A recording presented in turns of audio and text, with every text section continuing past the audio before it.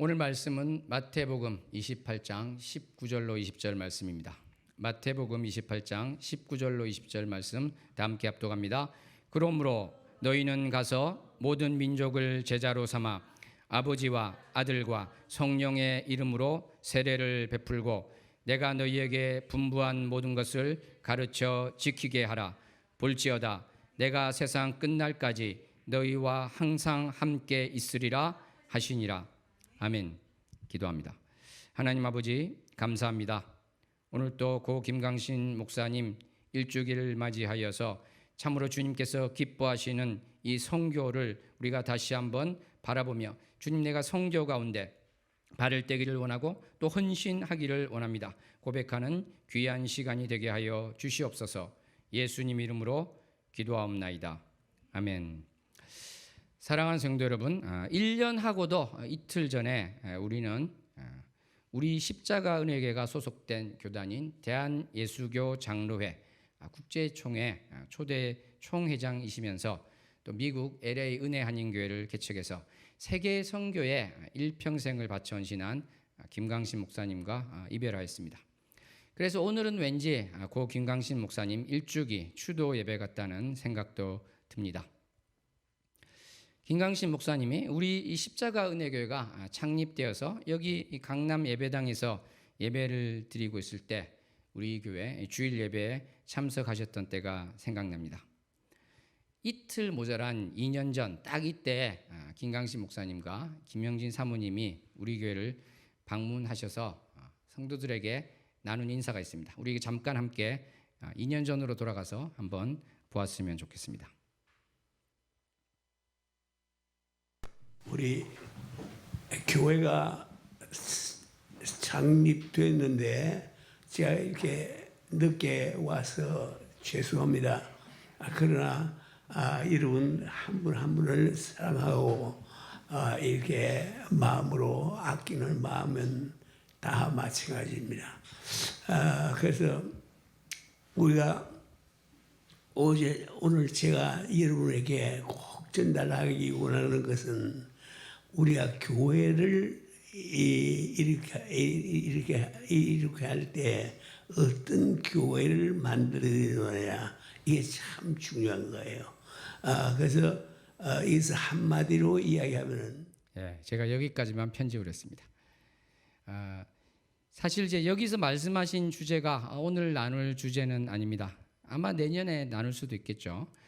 그런데 김강신 목사님께서 이렇게 오셔서 이야기 하시면서 우리와 나누기 원했던 항상 또 그러기를 원하시는 것은 바로 선교에 대한 것이라고 생각합니다. 참 저는 저 영상을 다시 한번 보았을 때 참 늦게 와서 죄송합니다 이렇게 이야기하시고 여러분 한 분 한 분을 사랑하고 아끼는 마음은 다 마찬가지입니다 이렇게 했습니다. 정말 우리는 김강신 목사님께서 또 이렇게 우리에게 사랑의 인사를 한 것을 아주 좋은 추억으로 가지고 있습니다. 오늘은 우리가 선교에 대해서 같이 한번 말씀을 나누고자 합니다. 김강신 목사님은 교회를 개척하신 후에 선교에 일평생을 헌신하셨습니다. 처음부터 교회 재정의 절반 이상을 선교에 쓰셨는데요. 목사님들 이야기를 들어보니까 절반을 쓴 경우는 거의 없고 대부분 70% 이상을 쓸 정도로 그렇게 선교에 매진했다고 합니다. 교회 예배당이 없어서 이리저리 옮겨 다니면서도 바로 그렇게 선교를 위해서 애썼던 것입니다. 하나님께서는 그런 헌신을 보시고 또 많은 열매를 맺게도 하셨습니다. 65개국 450여 명 선교사님을 파송했습니다. 더 자세한 것은 6월 16일 금요일 7시 반에 GMI 선교연구소 실장이신 양태철 목사님을 모시고 세계 선교 강의를 들으면서 더 자세히 알 수 있을 것입니다. 이것은 또 생방송하려고 하고 있습니다. 이러한 선교의 열매가 있었고 그 헌신한 것을 보고 2016년에 한국 세계 선교 협의회가 온누리 교회 고 하용조 목사님 또 전주 안디옥 교회 이동희 목사님과 함께 고 김강신 목사님을 한국 교회 위대한 선교자 3인으로 선정하기도 했습니다. 이렇게 김강신 목사님은 선교에 온몸을 던졌고 또 우리 교회가 소속되어 있고 그분이 총회장으로 있던 애장국제총회의 모든 교회가 이렇게 선교에 헌신적입니다. 우리 교회도 다른 국제총회 교회들처럼 선교에 더욱 열심을 내고 헌신하는 교회가 되기를 소망합니다. 사랑하는 성도 여러분, 그런데 우리는 왜 선교를 해야 될까요? 그리고 선교는 무엇일까요? 선교에 대해서 여러 가지 정의를 한 사람들이 있습니다. 그 중에는 이러한 것도 있습니다. 선교란 하나님 나라를 이 땅에 실현하는 것이다. 존 스토트 목사가 그렇게 이야기했고, 빌 브라이트 목사님은 선교는 세상을 변화시키는 가장 강력한 힘이다 이렇게 이야기했습니다. 세상을 섬기는 것이다 이렇게 말하기도 하고요. 세상에서 평화와 의와 사랑을 가져오는 것입니다 이렇게 이야기를 합니다. 세상을 새롭게 창조하는 것입니다 그렇게 이야기하기도 하고, 세상을 변화시키는 것이다. 레슬리 뉴비기는 세상의 평화와 정의와 사랑을 가져오는 것이다. 세상을 살아가는 것이 선교이다 이렇게 이야기를 했습니다. 사랑하는 성도 여러분, 그렇습니다. 우리 선교는 예수 그리스도의 심장을 가지고 살아가는 그 모든 것, 세상을 더 공의롭게 하고 세상을 주님 보시기에 올바르게 바꾸는 그 모두를 또 말한다고 할 수 있습니다. 그런데 이것이 되기 위해서는요, 세상을 주님 보시기에 바로 바꾸기 위해서는 세상에 주목하고 세상에서 이러한 것을 바꿉시다 이렇게 한다고 되는 것이 아닙니다. 순서가 어떻게 돼야 되겠습니까? 바로 우리 주 예수 그리스도의 은혜와 하나님 아버지의 사랑을 전하는 것, 그것이 되어야 사실은 아까 말한 그런 세상의 변화 이러한 것들도 될 수가 있는 것입니다. 그렇기 때문에 바로 이 선교라는 것은 하나님의 사랑과 그 구원의 능력을 세상에 전파하는 것이다 이렇게 우리는 이야기할 수 있을 것입니다. 그리스도의 사랑을 세상에 전파하는 것이 선교다 이렇게 우리는 말할 수 있을 것입니다. 그런데 이 선교가 우리가 자주 말하는 또 전도와는 약간의 차이가 또 있게 됩니다. 전도는 어떠한 것입니까? 바로 도를 전하는 것, 예수 그리스도에 대한 복음을 전하는 것을 이야기하는데요. 이것은 다 이제 선교, 전도 다 같은 것이지만 우리말에서는 어떻게 됩니까? 또 특별히 내가 속한 문화권, 내가 살고 있는 이 지역에서 복음을 전하는 것을 전도라고 말하고 있습니다. 그리고 우리 문화권을 넘어서 다른 곳에 가서 또 특별히 지역적으로 내가 살고 있지 않는 다른 곳에 가서 복음을 전하는 것을 우리는 우리말에서는 또 선교라고 말하고 있습니다. 특별히 그래서 이 세계 선교라는 것은요, 문화적 장벽을 넘어서 복음을 전파하는 것이다 이렇게 이야기하고, 서로 배우고 또 성장하는 과정이다 이렇게 선교사님은 이야기하고 있습니다. 사랑하는 성도 여러분, 우리는 이렇게 장벽을 넘어서 우리를 가두고 있는 이곳을 넘어서서 하는 것이 바로 선교가 된다 이것을 알 수 있는데, 우리는 이러한 것 속에서 잊지 말아야 될 중요한 것이 있습니다. 그것은 바로 선교는 하나님의 일이라는 것입니다. 어떤 분은 그렇게 이야기했습니다. 선교라는 것은 바로 모든 민족을 구속하고 또 제자로 삼으시기 위한 하나님의 계획과 행동입니다. 우리가 하는 것 같지만 사실은 하나님이 하시는 것이다. 그 부분을 강조한 것이라고 할 수 있겠죠. 그래서 우리가 이 땅에 살면서 하나님의 대리인이 되어서 그 교회가 구원의 소식을 전하는 것, 그리고 하나님과 화해하게 하고 우리 주 예수 그리스도를 바로 구세주로 주님으로 영접하게 하는 그것을 바로 우리는 선교라고 할 수 있을 것입니다. 이처럼 다른 문화권, 다른 나라에서 복음을 전하는 선교는 쉽지가 않습니다. 왜 그렇겠습니까? 멀리 외국을 또 나가는 것은 여러 면에서 어려움과 수고로움이 있기 때문입니다. 하지만 우리는 선교에 열심을 내고자 합니다. 윌리엄 캐리는 이렇게 말했습니다. 선교는 모든 그리스도인의 의무이다 이렇게까지 이야기했는데, 왜 우리는 선교를 하고자 하고 또 어떤 분은 그것을 의무라고까지 이야기하고 있을까요? 왜 그렇겠습니까? 그것은 바로 선교는 예수님의 지상 명령이기 때문에 그러한 것입니다. 오늘 본문 말씀을 다시 한번 합독해 보겠습니다. 그러므로 너희는 가서 모든 민족을 제자로 삼아 아버지와 아들과 성령의 이름으로 세례를 베풀고 내가 너희에게 분부한 모든 것을 가르쳐 지키게 하라. 볼지어다 내가 세상 끝날까지 너희와 항상 함께 있으리라 하시니라. 예수님께서는 유대인만 제자로 삼으라고 하지 않으셨습니다. 한국인만 제자 삼으라고 하지 않으셨습니다. 모든 민족을 제자로 삼으라고 명령하신 것입니다. 예수님께서는 승천하시기 직전에도 동일한 말씀을 하셨습니다. 사도행전 1장 8절 말씀 합독합니다. 오직 성령이 너희에게 임하시면 너희가 권능을 받고 예루살렘과 온 유대와 사마리아와 땅끝까지 이르러 내 증인이 되리라 하시니라. 예수님께서는 예루살렘에서만 나의 증인이 되라고 하지 않으셨습니다. 유대 땅에서만 주님의 증인이 되라고 하지 않으셨습니다. 사마리아와 땅끝까지 이르러서 예수 그리스도의 증인이 되리라고 하신 것입니다. 마가복음 16장 15절에도 어떻습니까? 너희는 온 천하에 다니며 만민에게 복음을 전파하라 이렇게 말씀하고 계신 것입니다. 그러됐을 때 바로 우리로부터 그 복음을 듣고 바로 보게 되고 듣지 못한 자들이 깨닫게 되는 역사가 일어나게 되는 것입니다. 이것은 바로 하나님께서 우리를 통해서 일하시기 때문에 그러한 것이죠.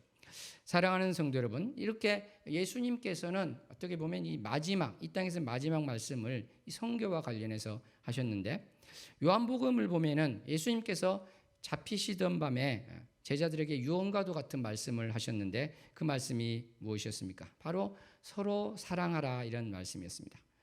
서로 사랑하라는 이 십자가에 달리시기 전에 하신 이 말씀과 모든 민족으로 제자를 삼아 또 땅끝까지 이르러 주님의 증인이 되리라고 하신 말씀은 어떠한 관계가 있겠습니까? 서로 모순이 됩니까? 그렇지 않습니다. 예수님께서는 물론 1차적으로 제자들 내에서 서로 사랑할 것을 이야기하셨습니다만 이것은 결코 제자들 간의 사랑으로 국한되는 것이 아닙니다. 그렇게 또 해석할 사람은 아무도 없을 것입니다.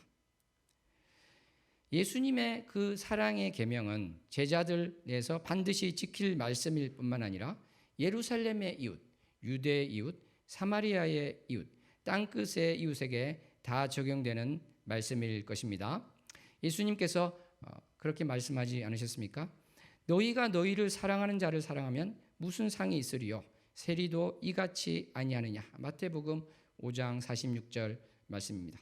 즉 우리가 사랑하지 않고 관심이 없고 심지어 미워하는 나라와 민족의 사람들도 사랑하라는 말씀인 것입니다.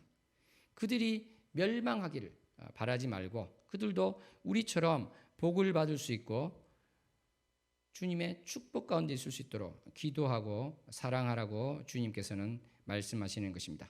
잠언 24장 17절로 18절을 보더라도 내 원수가 넘어질 때 즐거워하지 말며 그가 엎드러질 때 마음에 기뻐하지 말라 이렇게 되어 있습니다. 주님께서는 이것을 기뻐하지 않으신다고 하셨습니다.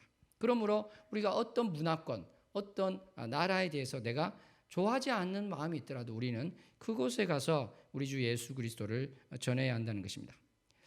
사랑하는 성도 여러분, 우리가 정말 예수님께서 말씀하신 바 서로 사랑하라고 하셨는데 서로 사랑하는 자끼리는 어떻게 되겠습니까? 가장 귀한 것을 나누고 또 전하고 싶지 않겠습니까? 우리 인생에서 가장 귀한 것은 무엇입니까? 내가 열심히 벌은 돈, 재물입니까? 물론 그것도 나의 눈물과 땀의 열매일 것입니다. 또 하나님의 선물이기도 할 것입니다. 그런데 그보다 더 귀한 것이 있지 않겠습니까? 다른 사람으로부터 받는 평판, 그것이 또 가장 귀하다고 하는 분도 있을 것입니다. 그것도 무시할 수는 없겠지만 우리 인생 가운데 가장 귀한 것이 있다면 하나를 꼽으라고 한다면 그것은 바로 무엇입니까? 바로 우리 주 예수 그리스도이고 주님의 복음이다. 우리는 이렇게 말할 수 있을 것입니다. 이 귀한 것을 전하고 나누는 것, 그것이 바로 그 상대방을 가장 사랑하는 것이다. 우리는 이렇게 말할 수 있을 것입니다. 그러므로 그것이 선교가 되는 것이죠. 사랑하는 성도 여러분, 여러분께서는 하나님께서 전능하심을 믿습니까? 아멘. 우리는 사도신경 첫 구절에서 고백하고 있습니다. 우리는 하나님께서 전능하시다는 그것을 믿고 있음을 고백하고 있습니다. 천지를 창조하신 창조주 되신 그분께서 사실 하지 못할 것이 무엇이 있겠습니까? 그런데 왜 주님께서는 이 귀한 복음을 직접 전하지 않으시고 또 천사를 통하여 전하지 않으시고 우리를 통해서 전하기를 원하실까요? 그것은 결코 주님의 능력이 부족해서 그러신 것이 아닙니다. 지혜가 모자라서 그런 것이 아닙니다. 주님께서 능히 하실 수 있는 그것을 우리에게 맡겨주시고 우리에게 하라고 하신 거기에는 어떤 비밀이 숨어 있겠습니까? 사랑하는 성도 여러분, 여러 가지를 우리가 이야기할 수 있을 텐데 먼저 우리가 또 생각해 볼 수 있는 것은 어떤 면에서는 주님께서 복음을 듣는 사람들을 좀 더 인격적으로 대하고 계신다. 그러한 것을 생각해 볼 수 있습니다. 무슨 말인가 하면은 만약에 하나님께서 아주 강권적으로 믿지 않는 분들에게 직접 나타나시면 사람들은 대부분 기계적으로 주님께 무릎 꿇을 수밖에 없을 것입니다. 너무나도 강력한 주님의 나타나심 속에서 덜덜 떨지 않을 피조물은 아무도 없을 것입니다.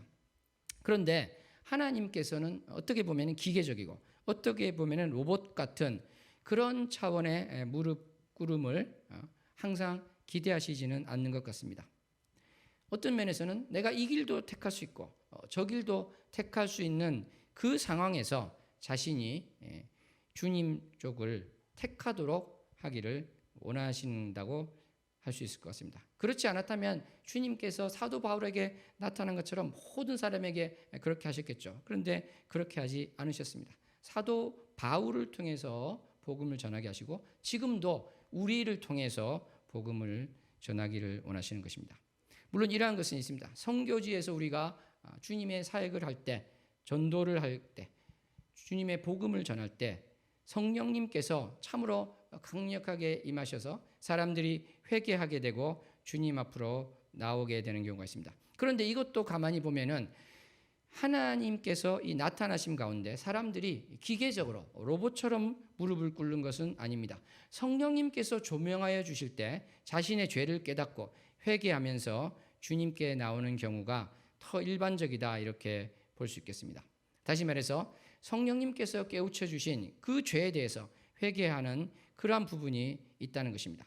또한 성령님께서 그렇게 강권적으로 개입하시는 것 외에도 부드러운 개입을 통해서 또 특별히 우리 믿는 사람의 말이나 태도나 행동을 통해서 그것을 통로로 하셔서 하나님의 사랑을 나타내시고 그것을 경험해서 주님 앞에 나오게도 하십니다. 이처럼 하나님께서는 기계적이 아니고 인격적으로 사람들이 주님 앞에 나올 수 있도록 우리를 쓰고 계신 것 같습니다. 다음으로 이 복음을 하나님께서 직접 전하시고 천사를 통해서 직접 전하지 않고 우리가 전한다는 것은 어떤 의미가 있을까요? 바로 같은 사람이 사람에게 복음을 전하는 것입니다. 그러니까 어떻게 보면 복음을 듣는 사람의 눈높이에 맞추어서 우리를 쓰시는 것 같습니다. 이런 것 아닐까요? 우리가 통일의 문이 열리면 바로 북한 지역에 이 땅 가운데 살고 있는 탈북민이 들어가서 귀한 복음을 잘 전하실 수 있을 것이다. 이렇게 기대하고 소망하고 있습니다. 어떻게 보면 북한 지역에 있는 사람들 눈높이에 맞는 그 복음 전도자들이 들어가는 것이 참으로 주님 보시기에 기뻐하실 수 있겠다. 이러한 생각을 우리가 해보는 것이죠.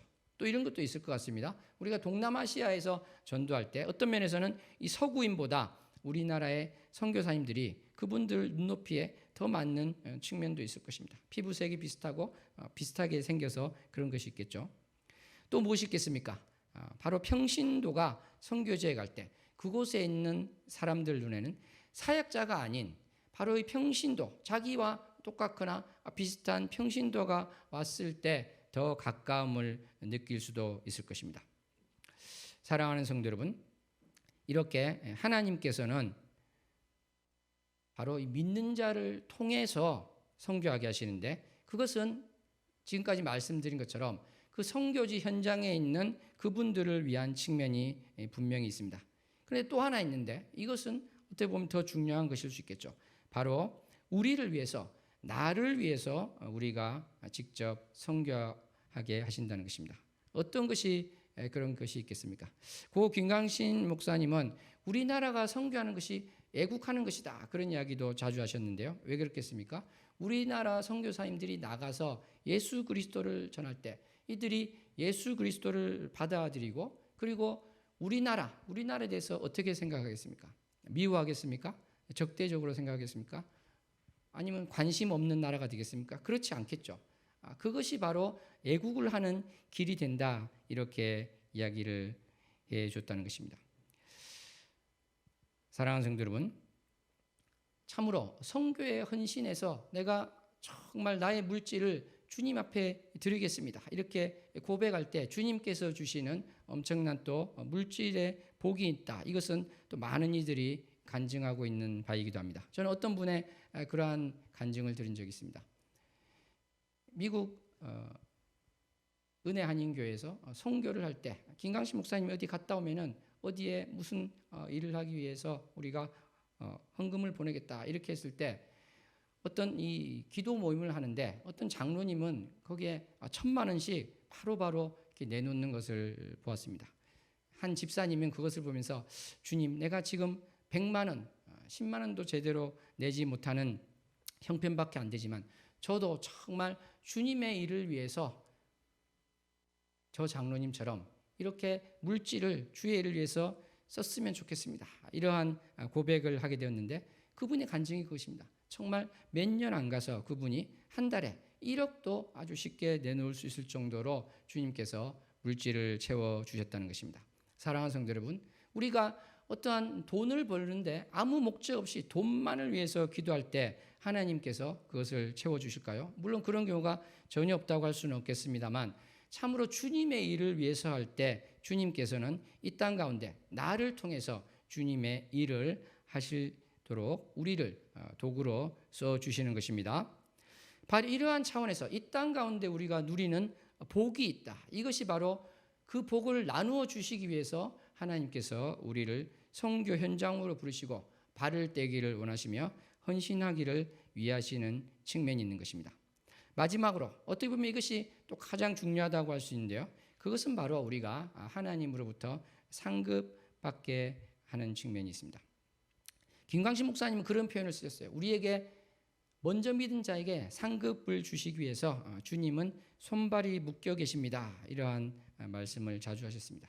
그러니까 우리에게 상급을 주시기 위해서 하나님께서 직접 하실 수 있지만 우리에게 그 선교의 대사명을 맡겨주셨다는 것입니다. 사랑하는 성도 여러분, 우리가 주님 앞에 섰을 때 이 땅에서 무엇을 했다고 고백할 수 있겠습니까? 바로 여러 가지가 있겠지만 나는 우리 주 예수 그리스도의 그 사랑을 전했습니다. 주님의 복음을 전했습니다. 그 고백이 참으로 우리의 온전한 고백이 될 것입니다. 이 땅 가운데 여러 가지 많은 일을 할 수 있겠지만 아까 말씀드린 그 고백, 우리 주 예수 그리스도의 복음, 그 십자가의 은혜를 전했습니다. 그거 외에 더 귀한 것이 어디 있겠습니까? 옆사람과 함께 고백합니다. 선교에 발을 떼고 그것을 하였다는 것을 주님께 고백하기 원합니다. 선교에 발을 떼고 그것을 하였다는 것을 주님 앞에 고백하기 원합니다. 사랑하는 성도 여러분, 우리가 이 선교에 발을 떼고 나가는 것은 바로 우리가 모든 것이 준비되어서 가는 것만은 아닐 것입니다. 준비가 되지 않더라도 정말 내가 부족하더라도 나가겠습니다, 이렇게 고백하며 나갈 때 주님께서는 우리를 도와주실 것입니다. 사랑하는 성도 여러분, 우리가 이제 상급을 받는 그러한 부분들인데요, 이것을 또 다른 측면에서 본다면 어떤 것이 있겠습니까? 바로 선교를 우리가 하게 될 때, 우리가 선교 현장에 있을 때, 선교를 위해서 우리가 헌신할 때, 그 일 가운데 함께 할 때 어떤 면에서는 선교지에 있는 그분들뿐만 아니라 더 중요하게는 내가 바로 은혜를 받는다, 이러한 것을 이야기할 수 있겠습니다. 우리가 단기 선교를 다녀온 많은 분들의 간증이 무엇입니까? 거기서 아주 특이한 풍경을 보았다, 이러한 간증을 합니까? 그렇지 않습니다. 내가 가서 참으로 주님의 사랑과 주님의 은혜를 체험하였습니다. 이러한 눈물의 간증을 하지 않겠습니까? 그 받은 은혜라는 것, 그 받은 사랑이라는 것은 개인마다 다르고 사람마다 상이하겠지만 그 은혜가 선교지에 또 직접 가서 경험하지 않았다면 알 수 없는 그러한 점이라는 것은 또 동일할 수 있을 것입니다. 사랑하는 성도 여러분, 이처럼 하나님께서는 먼저 믿은 우리가 주님과 더 가까워지고 주님이 원하시는 일을 경험하게 함으로써 먼저 믿고 선교지로 나가는 우리에게 복 주시기를 원하십니다. 우리는 그래서 나도 정말 시간과 물질이 부족하지만 정말 주님의 그 사랑을 가지고 나가기를 원합니다. 이러한 소망을 품고 기도할 때 주님께서 모든 것을 채워주시리라 믿습니다. 사랑하는 성도 여러분, 또 우리가 선교지에 가서 경험하는 여러 가지 일 중에서 한 가지 잊지 말아야 될 것이 이것이 있을 것입니다. 내가 선교지에 가서 많은 사랑, 깊은 사랑을 전할 수 있습니다. 내가 전하는 복음을 듣고 예수님을 영접하는 사람이 있을 수 있고요. 내가 기도했을 때 병자가 낫고 귀신이 떠날 수도 있습니다. 평신도가에도 그러한 일들이 일어나기도 하죠. 그런데 이러한 모든 것들은 나의 능력이 뛰어나서가 아닙니다. 바로 하나님께서 나를 통해서 일하시기 때문에 그러한 것입니다. 아무것도 아닌 나를 통해서 하나님께서 일하신다는 것, 이것이 감사요 기쁨이 될 것입니다. 사랑하는 성도 여러분, 때로는 우리가 선교지로 향하면서 여러 가지 어려움을 겪게 되기도 합니다. 그렇지만 이구동성으로 하는 이야기가 이러한 어려움 가운데서도 우리는 놀라운 하나님의 은혜와 보살피심을 경험하게 됩니다. 그래서 그 어려움 속에서도 새로운 결단을 하게 되는 것입니다. 저는 얼마 전 2월 말에 콩고에 단기 선교를 다녀왔습니다. 코로나가 발발하기 직전 그 2년 전에도 콩고에 3년이 되나요? 2년 반 정도 되겠네요. 콩고에 단기 선교를 다녔습니다. 그 당시에 처음 가는 콩고였고요. 그 황열병 주사를 맞고 말라리아 약 처방을 받으러 대학병원에 갔을 때 그곳의 의대 교수님은 저한테 그랬습니다. 왜 그렇게 위생 상태가 안 좋고 건강으로 보면은 굉장히 위험한 그곳에 가려고 하느냐 이렇게 걱정을 했습니다. 그래서 저는 당시 이제 선교지로 떠날 준비를 하는 사람들에게 우스갯소리로 유서를 미리 써놓아야 된다 이렇게 이야기하기도 했습니다. 어떤 분은 이제 농담으로만 받지 않고 심각하게 생각하는 사람도 있었겠죠. 그런데 이제 막상 가서 보니 정말 그런 정도는 전혀 아니었던 것을 확인했습니다. 아주 깨끗했어요. 위생에도 큰 문제는 없었습니다. 그런데 올해 초에 또 콩고로 갈 때 예기치 않은 일도 경험하게 되었습니다. 먼저는 비행기 안에서 벌어졌습니다. 이디오피아 항공을 타고 가는데 경유지 도착하기 2시간 정도 전이었습니다. 갑자기 쾅 소리가 났습니다. 펑 하는 소리 같기도 하고요. 굉장히 큰 소리가 났습니다. 우측 창문에서 붉은색이 번쩍하는 것을 보았습니다. 뭔가 폭발한 것 같았습니다. 새가 엔진에 들어갔나 생각도 했지만 나중에 생각해 보니까 새가 그 고도에 있을 수는 없었던 것이죠. 알고 보니까 비행기가 번개에 맞았습니다. 번개에 맞은 비행기는 몹시 심하게 흔들렸고 급기야 몇 분 뒤에는 마치 엘리베이터가 갑자기 툭 떨어지듯이요. 자유낙하듯이 비행기 동체가 몇 미터 있는가를 털썩 주저앉았습니다. 마치 이제 놀이공원에서 자유낙할 때 느끼는 그런 기분이라고 할까요? 순간 비행기 안에 있는 많은 사람들이 큰 비명을 질렀습니다. 저도 비행기가 털썩 이렇게 내려앉는 것 같이 될 때 아무 느낌이 없었다면 거짓말일 것입니다. 제 심장도 함께 쿵 떨어지는 것 같았습니다. 주님이 지금 데려가시려나 이런 생각도 했습니다. 그런데 가만히 생각해 보니까 이 비행기 안에 선교지로 향하던 몇 명의 청년들이 함께 간 청년들이 있었습니다. 그들을 생각해 보니까 하나님이 지금 데려가시지는 않으시겠구나 이런 생각이 들었습니다. 아마 저 혼자 있었으면 그렇지 하나님 데려가실 수도 있겠네 이런 생각을 했을 것 같습니다. 그래서 마음이 아주 편안해져서 계속 보던 성경을 편안한 마음으로 보고 있었습니다. 그런데 나중에 들으니까 제 옆에 있던 어떤 외국인은 손발을 계속 덜덜 떨면서 어찌할 줄을 몰라 하고 있었습니다. 사랑하는 성도 여러분, 생사화복이 주님께 달려 있다는 것을 믿으십니까? 이것을 우리가 확실하게 믿으면 어떤 경우에도 우리는 평정을 잃지 않을 수 있습니다. 상식적으로는 그럴 수 있겠죠. 야, 그러한 위험도 겪고 그랬으니까 그 선교지는 안 가야 되나? 그렇게 생각할 수도 있을 것입니다. 사실 그 선교지에서 많은 사람들이 복통을 일으키고요, 설사를 하고 구토를 하기도 했습니다. 심지어 하루 종일 나오지도 못하는 사람들도 있고, 거기다가 또 선교지를 떠나오기 직전에 누가 어떤 한국에서 정부에서 보낸 문자를 받았는데 에볼라 바이러스가 콩고 지역에서 발발했다. 물론 이제 알고 보니까 다른 콩고였는데요. 어쨌거나 이러한 여러 가지를 하면서 야, 이 에볼라 바이러스가 치사율이 보통이 아닌데 이거 어떻게 되나 별 생각을 다 할 수 있는 것이 있었습니다. 그렇지만 함께 나눈 우리의 이야기는 그럼에도 불구하고 우리는 내년에 다시 올 것이다. 이러한 고백을 주님께서 받아주실 것이다. 이렇게 이야기를 한 적이 있었습니다. 사랑하는 성도 여러분, 어떻게 보면은 눈앞에 있는 이러한 고통 가운데서 주님께서는 그럼에도 불구하고 주님 앞으로 나올 것을 원하시고 주님을 진짜 믿는지를 바라보고 계신 것 같습니다. 참으로 어떠한 어려움 가운데, 물질적인 어려움, 사람 관계에서 어려움, 그런 모든 어려움 가운데서도 주님께서 허락하신 그 선교를 위해서 발을 떼고 또 헌신하겠습니다. 결단하는 저와 여러분 되었으면 좋겠습니다. 바로 지난주에는 미국에서 신선한 바람을 일으키는 목회자이신 팀 켈러 목사님이 소천하였습니다. 이 목사님은 살아생전에 IT에 종사하는 일련의 청년들과 대담해서 이런 이야기를 했습니다. 한 청년이 질문을 했는데요. 많은 종교가 있는데 왜 당신은 굳이 기독교를 내세우고 그것을 또 옹호하는가? 이러한 질문을 했을 때 팀 켈러 목사님은 호주의 존 딕슨이라는 작가가 쓴 책을 소개하였습니다. 거기서 이야기를 알려줬는데 2차 대전 당시 일본의 그 만주 침략 이러한 것들로 말미암아서 많은 사람들이 강제로 감금된 일이 있었습니다.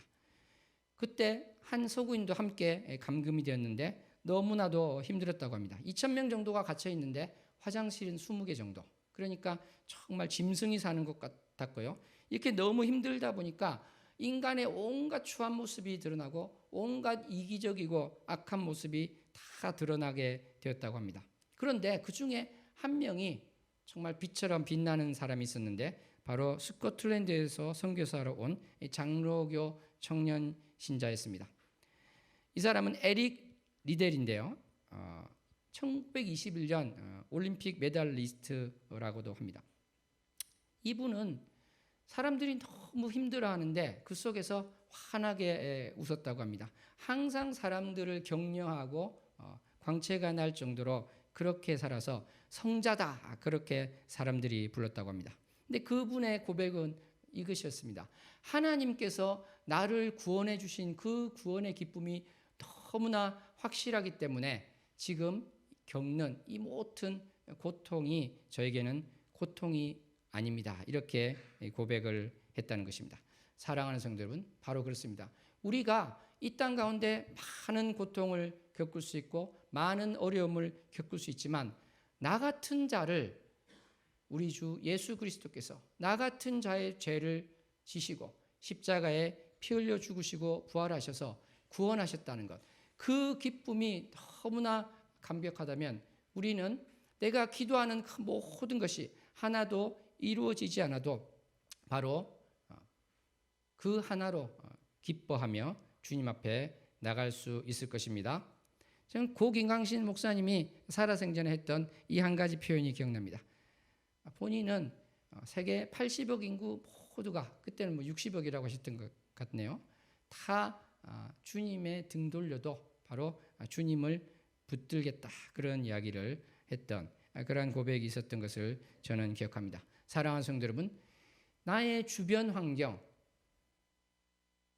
나의 처지, 모든 조건이 누가 보더라도 무슨 하나님을 믿는다는 사람의 처지가 저 모양이냐, 그렇게 되더라도 예수 그리스도를 떠난 사람들이 더 잘 살고 더 복을 받는 것처럼 보이는 그러한 상황에 닥치더라도, 내가 설령 목숨을 잃을 수도 있는 그러한 위기 상황에 닥치더라도 모두가 주님을 배반하고 등을 돌릴지라도 주님, 저는 주님만을 바라보겠습니다. 이러한 고백을 할 수 있는 저와 여러분 되기를 소원합니다.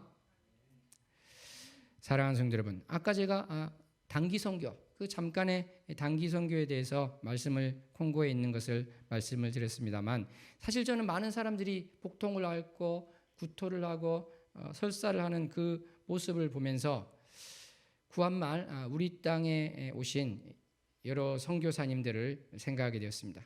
이분들은 이지를 비롯한 이 조선의 여러 풍토병에 걸려서 적지 않은 분들이 순교하셨습니다. 이런 것을 다 알고도 선교사님들은 우리 땅으로 왔고, 그 덕분에 우리 땅에 많은 이가 예수 그리스도를 구세주로 주님으로 영접하게 되었고, 그 후손인 우리가 오늘날 주님의 자녀가 되어서 이렇게 예배드리고 있는 것 아니겠습니까? 사랑하는 성도 여러분, 단기 선교를 통해서도 우리가 은혜를 나누는데, 정말 구한말 선교사님처럼 장기 선교를 나가시는 국제청의 GMI 선교사님들을 통해서 하나님은 참으로 귀한 일을 하고 계십니다. 김광신 목사님과 국제총회는 세계 선교를 위해서 참으로 많은 것을 바쳐서 헌신하고 있습니다. 우리도 국제총회에 소속된 교회로서 여러 가지를 하기를 원하지만 지금 할 수 있는 바를 하고 있습니다. 현재 탈북민 교회인 1907 교회와 고려인 교회인 주민 그레이스 교회, 합덕 교회를 후원하고 있습니다. 또 개척 교회를 준비하고 계시는 백스 베틀라나 전도사님을 후원하고 있습니다. 우리 교회는 이제 앞으로는 또 내년부터는 예를 들어서 또 선교지로 가시는 선교사님도 파송할 수 있는 그런 교회가 되기를 소망합니다. 우리가 왜 선교사님들을 파송하고자 하는 것입니까? 여러 가지가 있겠지만 그 중에 또 하나는 이것입니다. 우리 대신에 나가신다는 것입니다. 우리가 나가야 되는 것을 대신 나가시게 되고, 그랬을 때 우리가 그분들을 후원할 수 있고 함께 할 수 있다면 그것이 바로 하나님께서 우리에게 허락하신 복이다, 이렇게 할 수 있다는 것입니다. 사랑하는 성도 여러분, 김광신 목사님이라는 한 명의 목회자가 결단하고 선교에 헌신했을 때, 또 소속된 교회와 교단이 선교에 헌신했을 때 하나님께서 이것을 얼마나 기뻐하시며 열매 맺게 해주시는지 우리는 그간의 선교 열매를 통해서 많이 보고 있습니다. 그런데 저는 이 많은 열매들이 그냥 겉으로 나타나는 많은 교회가 개척되는 그것이 너무 또 귀한 것이지만, 그것뿐만 아니라 그 속에 또 귀한 사랑이 있다, 이러한 것을 보게 됩니다. 존 스토트 목사님은 선교는 하나님이 세상을 향해서 보여준 사랑의 행위라고 했는데, 실제로 김광신 목사님이 그러한 것을 하였습니다. 저는 아직도 잊혀지지 않는 일화가 있습니다. 러시아에 가서, 구소련 그곳에 가서 신학교를 세우고 신학생들을 모아서 주의 종으로 훈련하는 그러한 사역을 또 시작하였을 때, 많은 이들이 알고 보니까 가장이었다고 합니다. 그 집의 가장이었기 때문에 어떻습니까? 집에서 먹고 살게 불편하다고 생각했죠. 그래서 김광신 목사님은 이들에게 생활비도 줍시다, 이렇게 선교사님에게 이야기하셨다고 합니다. 그런데 선교사님이 깜짝 놀라서 얘기했다고 합니다. 우리는 재정적으로도 부족할 뿐만 아니라 이 공산주의에 있던 사람들이기 때문에 공짜라면은 다 받아 가려고 할 텐데 이거 안 됩니다, 그렇게 이야기했지만, 김광신 목사님은 그래도 주자고 이야기해서 결국은 그 신학교에 있는 학생 모두에게 생활비가 나갔다고 합니다. 그러자 신학생들이 찾아왔다고 합니다.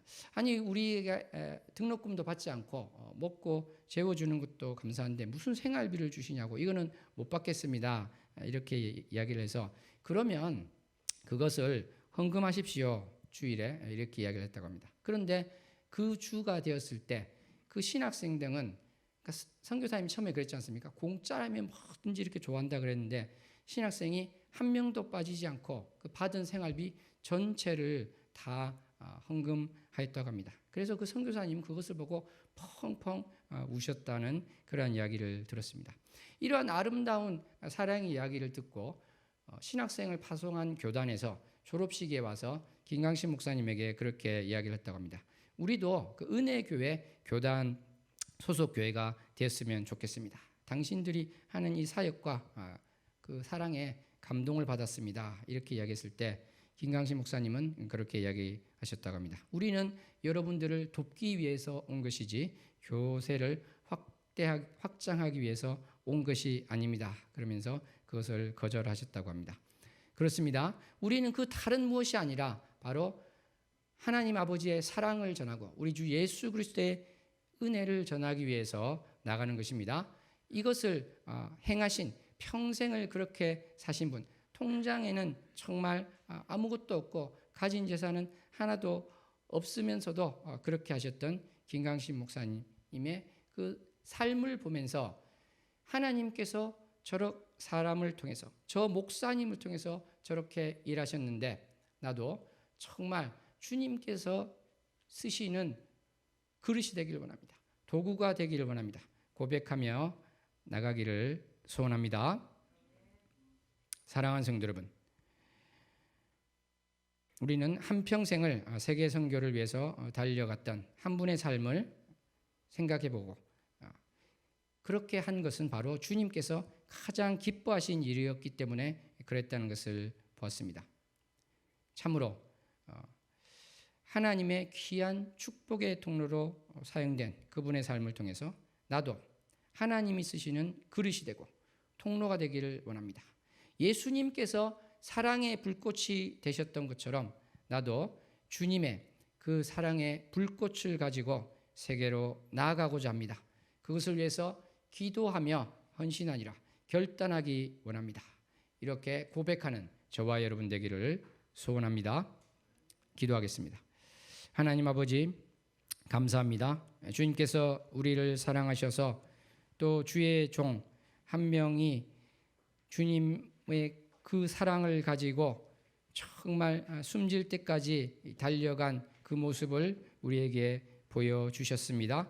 하나님께서 2000년 전에 또 100년 전에 끝난 것이 아니라 지금 이 순간도 주의 사랑을 품고 곳곳을 향해서 달려가는 그 모습을 보여주셨음에 주님 참으로 내가 주님의 사랑을 가지고 결단하며 주님께서 너무나 기뻐하시고 또 원하시는 그 선교를 위해서 발을 떼기 원합니다. 기도를 계속해서 더 간절히 하고 또 위에서 하는 모든 일 가운데 주님께 아뢰며 나가기 원합니다. 결단할 때 주님 우리의 이 결단과 고백을 받아 주시옵소서. 예수님 이름으로 기도하옵나이다. 아멘.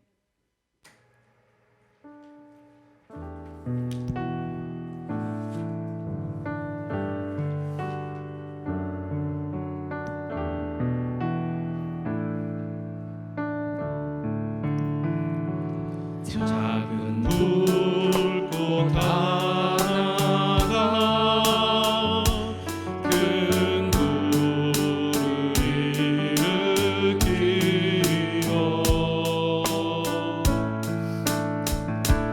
또 주위 사람들 그 불에 못 녹이듯이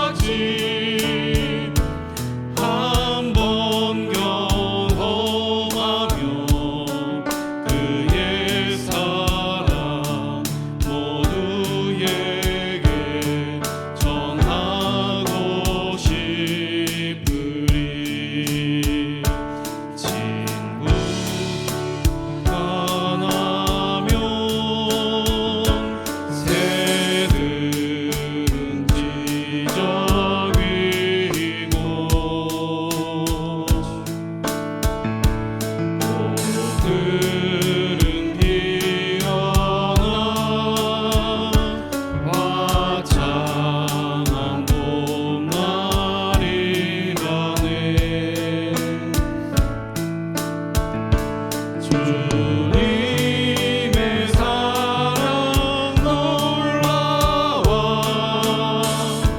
한 번 경험하면 봄과 같은 새 희망을 전하고 싶으리. 친구여 당신께 이 기쁨 전하고 싶소. 내 주는 당신의 의지할 곳에 주라오. 산 위에 올라가서 세상에 외치리. 내게 임한 주의 사랑 전하기 원하네. 산 위에 올라가서 세상에 외치리. 내게 임한 주의 사랑 전하기 원하네. 주여 세번 부르고 기도합니다. 주여 주여 불꽃 주여. 하나가 주님 우리 주 예수 그리스도께서 이 땅 가운데 사랑의 불꽃으로 오셨습니다. 주님의 한 몸을 불사르셔서 그 사랑의 불씨가 온 세계에 퍼지게 하셨습니다. 주님 내가 사랑의 불꽃이 되어서 주의 사랑을 들고 나아가는 자 되게 하여 주시옵소서.